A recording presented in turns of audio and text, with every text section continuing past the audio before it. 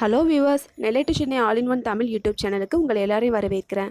இது வரைக்கும் எங்கள் சேனலை சப்ஸ்கிரைப் பண்ணலைன்னா மறக்காமல் இப்போ சப்ஸ்கிரைப் பண்ணுங்கள். அப்படியே பக்கத்தில் உள்ள பெல் ஐக்கானையும் கிளிக் பண்ணுங்கள்.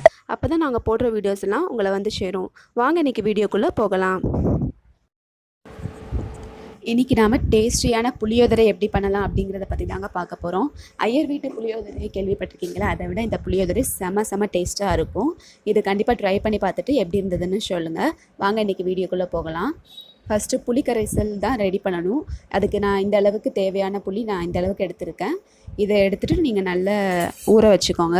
அதுக்கப்புறமா ஒரு ட்ரை பேன் எடுத்துக்கோங்க. ஆயில் எதுவுமே ஊற்ற வேண்டாம். அதில் வெந்தயம் ஒரு 3 ஸ்பூன் ஆட் பண்ணியிருக்கேங்க. அதை ஆட் பண்ணி நல்லா ஃப்ரை பண்ணுங்கள். ஃப்ரை பண்ணிவிட்டு அதை தனியாக எடுத்து வைங்க. அதுக்கப்புறமா எள்ளு ஆட் பண்ணுங்கள். எள்ளு கொஞ்சம் நிறையவே இருக்கட்டும், அப்போ தான் நல்லாயிருக்கும். இதுவும் அதே குவான்டிட்டி தான், ஒரு 3 to 4 ஸ்பூன் எடுத்துக்கோங்க. எடுத்து அதையும் ஃப்ரை பண்ணுங்கள். அதையும் இதில் ஆட் பண்ணிக்கோங்க.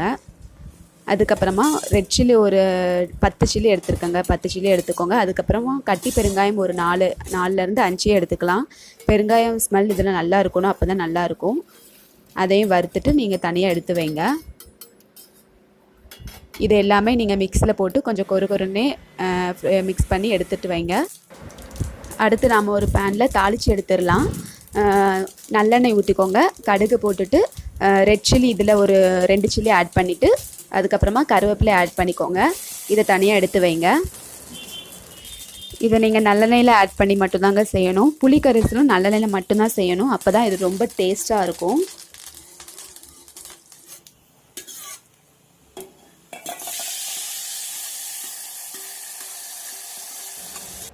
இதை தனியாக எடுத்தாச்சு.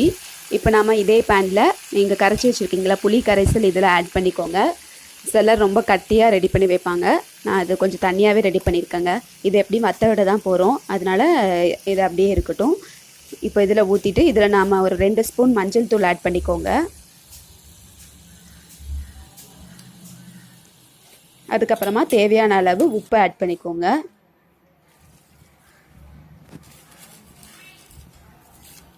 இது கொஞ்சம் லைட்டாக ஒரு கொதி வர விடணுங்க. வர விட்டதுக்கப்புறமா நீங்கள் வறுத்து அதை மிக்சியில் போட்டு அரைச்சி வச்சுருக்கீங்கள்ல, அது இதில் ஆட் பண்ணுங்கள்.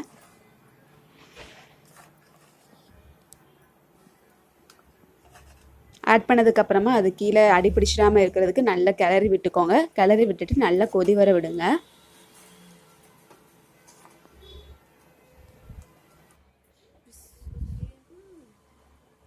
பாருங்கள், நல்லா ஒரு கொதி வந்துடுச்சு. இந்த ஸ்டேஜில் நீங்கள் நல்லெண்ணெய் ஆட் பண்ணுங்கள். நல்லெண்ணெய் கொஞ்சம் அதிகமாகவே ஆட் பண்ணியிருக்கேங்க. ஸ்மெல் அப்போ தான் சூப்பராக இருக்கும். பாருங்கள், நல்லாவே ரெடி ஆகிடுச்சு.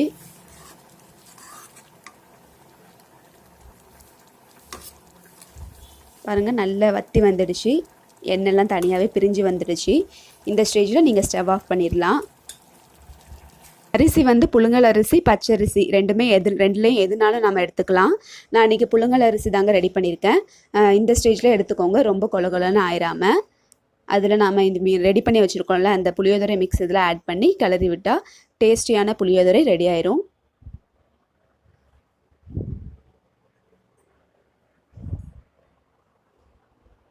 அவ்வளோதாங்க.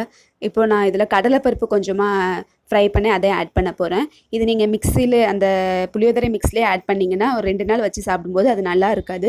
அதனால் நீங்கள் அப்போ சாப்பிட்றதுக்கு மட்டும் அதை ஃப்ரை பண்ணி அதில் சேர்த்து நீங்கள் வச்சுக்கோங்க. அப்போ தான் நல்லாயிருக்கும்.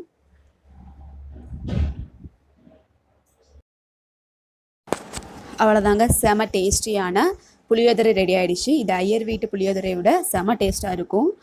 இது கண்டிப்பாக ட்ரை பண்ணி பார்த்துட்டு எப்படி இருந்ததுன்னு கமெண்ட்ஸில் ஷேர் பண்ணுங்கள். இந்த வீடியோ உங்களுக்கு பிடிச்சதுன்னா எங்கள் சேனலை சப்ஸ்கிரைப் பண்ணுங்கள். தேங்க்யூ ஃபார் வாட்சிங்.